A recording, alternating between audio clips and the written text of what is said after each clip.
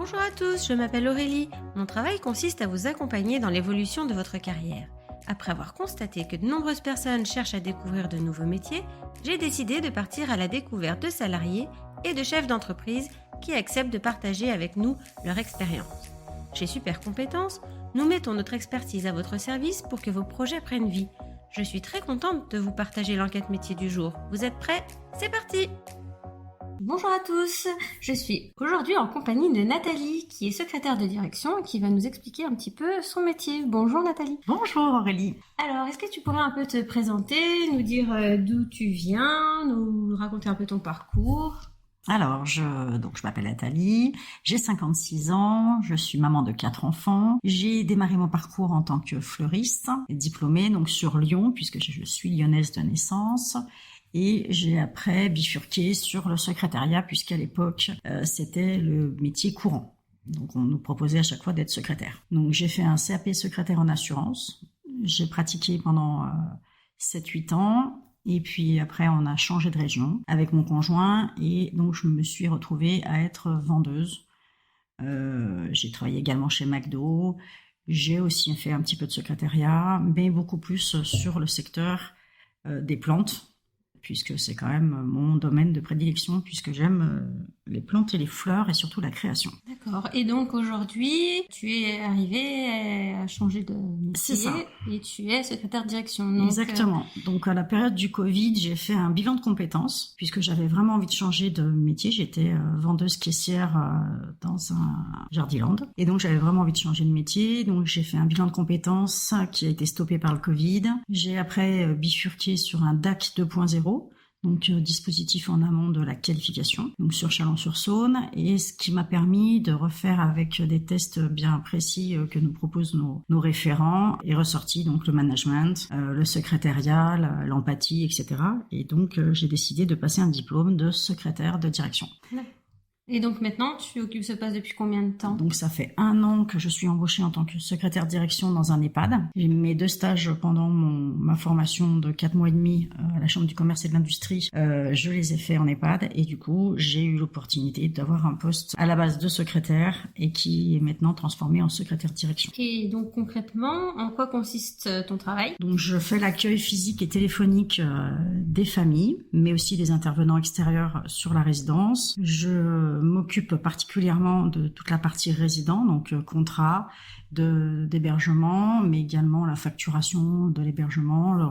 Je fais le relais entre les familles et le soin, donc toute l'équipe de soins qui est présente, et avec la direction bien évidemment. Et je fais aussi un peu le lien entre l'assistante de direction qui s'occupait le plus de la partie salariée, et du coup je joue avec elle sur les contrats, signature de contrats, planning, etc. D'accord. Est-ce que c'est un métier qui demande de l'initiative? Oui, un peu sur l'organisation, puisque c'est un métier qui demande beaucoup. On fait beaucoup de choses différentes, et du coup, il faut vraiment qu'on arrive à avoir un état d'esprit très créatif sur comment organiser son temps pour que tout soit fait en temps imparti, puisqu'on a des deadlines du siège. Donc, il faut vraiment pas louper les dates pour la comptabilité, etc. On n'a pas bien le choix, quoi. D'accord.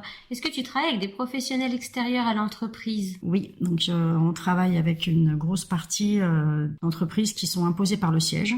Donc tout ce qui est plomberie, chauffagerie, tout ce qui est grosses œuvres en fait de la résidence. Et sinon après ça va être des intervenants extérieurs comme des kinés, des médecins, des podologues, des coiffeurs qui interviennent sur la résidence pour nos résidents. D'accord. Quel type d'horaire fais-tu? Donc je fais les horaires tradis, on va dire vulgairement 9h midi, 14, 18, en sachant que je m'adapte en fait aux besoins que mon poste a besoin selon les jours. S'il y a des grosses journées, je vais finir à 13h, je vais prendre qu'1 heure de pause, mais du coup ça nous permet d'avoir des heures de récup et de cumuler, d'avoir des jours de congés supplémentaires. D'accord. Selon toi, quelles sont les compétences attendues pour faire ce travail? Alors il faut être très à l'écoute, très empathique, organisé. Mais il faut aussi savoir s'adapter. C'est vraiment très important, parce qu'on a du coup des personnes face à nous qui sont très différentes. On a les résidents déjà, qui ont tous plus de 60 ans, puisqu'on ne peut pas rentrer en EHPAD avant 60 ans. Et puis aussi les familles qui peuvent être aussi âgées que la personne qui en rentre, en fait. Et du coup, il faut arriver à s'adapter à chaque milieu, puisqu'on a des milieux qui sont un peu plus aisés et d'autres qui, au niveau du train de vie, qui sont un peu moindres. Et donc, il faut arriver à s'adapter. C'est pas des périodes faciles pour les familles de placer quelqu'un de sa famille en EHPAD. Donc, il faut avoir cette transition, être très à l'écoute, très empathique. Et surtout, rassurant. Il faut être rassurant. Et pour son travail, dans tous les cas, il faut être hyper organisé. Est-ce que tu penses qu'on recherche beaucoup dans ta branche? Alors, en ce moment, il y a beaucoup de gros groupes qui gèrent les résidences, qui cherchent et qui changent de direction, et du coup, ils recréent des postes. C'est-à-dire qu'avant, on était secrétaire simple, donc la dame qui a le métier avant moi, quoi. Elle a travaillé 18 ans au poste de secrétaire d'accueil, et par contre, elle gérait également donc la partie salariée, la partie résident. Elle faisait tout ce que fait normalement une adjointe de direction. D'accord. Donc là maintenant, elle a son poste d'assistante de direction, puisqu'elle n'est pas adjointe, puisqu'elle n'a pas le diplôme, parce que chez nous c'est très cadré par les diplômes, mais elle fait le travail d'une adjointe de direction. D'accord. Du coup, ils scindent un peu les métiers, et du coup, je pense que des secrétaires d'accueil, ça viendra qu'ils en cherchent, parce que moi, limite, il y a des jours où je peux pas faire mon travail parce que je suis trop sollicitée sur l'accueil ou sur le téléphone. Est-ce qu'il y a des possibilités d'évolution? Oui. Alors ça dépend pareil des entreprises, mais en tout cas chez Orpea, il y a de l'évolution possible. Bien évidemment, il faut se déplacer, on ne peut pas rester sur la même résidence. Moi, j'ai la possibilité de faire une formation pour être donc adjointe de direction, puisque je suis diplômée assistante de direction. Donc je peux faire une formation pour être adjointe de direction, mais il faut que je quitte la résidence sur laquelle je suis, puisque par rapport à la capacité d'accueil du nombre de résidents, il y a des postes qui sont ouverts ou qui ne le sont pas. Nous, on a une capacité de 88. On ne peut pas avoir d'adjointe de direction. D'accord. Ça sera directrice, assistante de direction, secrétaire de direction. Le poste a été un peu créé pour moi puisque je suis diplômée et que... Est-ce que tu pourrais nous dire un petit peu, si tu sais, le salaire envisageable en début ou fin de carrière? Alors, de base, le salaire donc je parle en assistante de direction, l'intitulé de mon diplôme, c'est 1850 € brut. Nous, on a la chance, donc en EHPAD, d'avoir ce qu'on appelle le Ségur, qui est de 206 €. Mais en moyenne, une assistante de direction, c'est 1850 € brut. D'accord. Quelque chose près, quoi. Après, c'est selon les avantages de chaque entreprise, et ça se discute, quoi. Moi, je suis pas à 1850.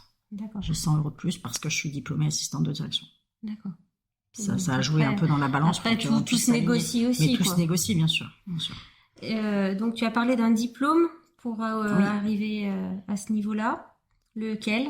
Donc moi, j'ai mon diplôme donc d'assistante de direction. Assistante de direction. Voilà, c'est un diplôme que j'ai fait avec donc la Chambre du commerce et de l'industrie. C'était une formation de 5 mois et demi. Donc 6 mois et demi. Il y avait 4 mois en entreprise et 3 mois sur le centre. D'accord. 2 mois sur le centre, 2 mois et demi à peu près, avec les vacances de Noël. Et donc la plupart de ce qu'on voit, on le voit en entreprise. Après, sur le site de la Chambre du commerce, on voit vraiment la comptabilité pure, tout ce qui est les savoir-être. Surtout, on travaille beaucoup les savoir-être, moins le savoir-faire. Le savoir-faire, on le voit plus en entreprise. Et sur le centre, on voit vraiment le savoir-être, comment se positionner avec, formuler une demande, pas de négation, etc. On apprend tout ça sur le centre. Mais sinon, après, le reste, on a tout appris en entreprise, quoi. D'accord. Quel conseil tu pourrais donner aux personnes qui pensent s'orienter dans ce métier? Il faut y aller, il faut foncer. Même si on se plante, c'est pas grave en fait. Même si c'est pas vraiment ce que vous recherchez, comme moi là, je suis secrétaire de direction, mais c'est pas mon poste que je voulais de prédilection, puisque je voulais être assistante de direction. C'est pour ça que je l'ai passé. Mais ça peut ouvrir aussi ce diplôme-là peut ouvrir aussi en secrétaire administrative. J'ai des collègues qui sont partis travailler à l'URSSAF. Avec ce diplôme-là, ça peut aussi déboucher sur plein de domaines, sur la comptabilité, parce que on voit quand même beaucoup de comptabilité sur le centre, sur le site. On voit tout ce qui est déclaration, etc. Donc c'est vraiment un diplôme qui est très complet. Et moi, j'envisageais pas d'être secrétaire. Maintenant, je me laisse le temps d'évoluer et j'ai bien l'intention de finir adjointe. C'est bien, c'est des beaux projets en tout N'est-ce cas. pas? Merci Nathalie de nous avoir donc fait découvrir le métier de secrétaire de direction. Si je résume, il faut une bonne écoute, de l'organisation, de l'empathie. C'est ça. Et puis voilà. Et puis de la discrétion aussi, discrétion. puisque voilà, évidemment, on ne divulgue pas tout ce qui se passe Voilà. partout. Merci beaucoup en tout cas. Je t'en prie. Bonne journée. Bonne journée à vous tous. Merci d'avoir écouté ce podcast. Vous retrouverez les liens de notre invité du jour en description. Vous trouverez également l'enquête métier du jour en version PDF dans les notes de l'épisode. Si l'interview vous a plu, n'hésitez pas à la relayer autour de vous et de la noter sur votre application de podcast préférée. Vous pourrez retrouver l'ensemble de nos services sur supercompétences.fr. Si vous voulez partager votre métier, prenez contact avec moi pour que nous puissions en discuter. Je reste également disponible pour parler avec vous de vos projets de reconversion professionnelle. Je vous donne rendez-vous au prochain épisode. Belle journée!